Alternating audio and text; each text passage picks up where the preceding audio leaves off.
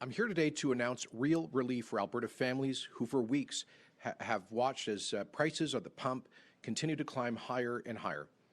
Between the uncertainty caused by Russia's invasion of Ukraine, plus skyrocketing inflation spurred on by Justin Trudeau's reckless deficit spending, and on top of all of that, his planned carbon tax hike on April the 1st, it's costing families more and more to get their kids to school and to drive to work. So here we are, after 2 years of having often lived apart, often isolated as a result of the pandemic restrictions, just when life is really starting to get back to normal, and now all of a sudden, people are worried about how they're going to pay to fill up their gas tank and buy their groceries. That is why I am announcing a bold decision that will give real relief to Albertans struggling to keep up with increasing costs. Alberta will end the collection of the provincial fuel tax. This means the price at the pump will drop by 13 cents a litre, putting money back into the pockets of Albertans. This will apply to gasoline and diesel, including marked fuel. This massive tax relief is a response to skyrocketing costs at the pump and is going to provide Albertans with the relief that they need when the cost of everything's going up. As a result, this relief is based on a sliding scale for oil prices.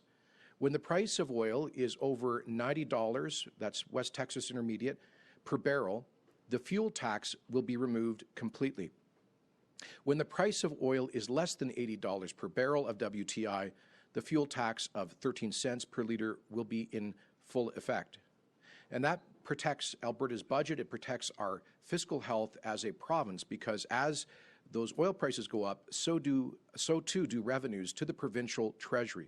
So this is a fiscally responsible measure that will only provide this relief if, in fact, the province is generating significantly additional revenues.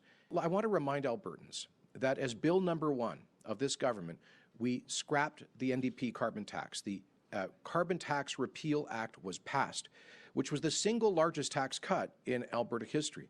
Unfortunately, just a few months later, Justin Trudeau imposed his punishing carbon tax, punishing people for heating their homes, filling up their gas tanks, and driving to work.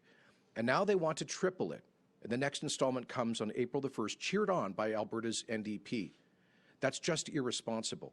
And so the measures that we are announcing today are the way that we can provide the relief that we offered in scrapping the carbon tax in the first place. On top of ending the fuel tax, we'll also provide relief to families and small businesses struggling with the higher cost of electricity. Alberta families who have consumed less than 250 megawatt hours of electricity, and that's the vast majority, that's almost all households, they'll receive a $150 rebate on their electricity bills for this past winter. We'll take action as soon as possible to introduce legislation and get this done.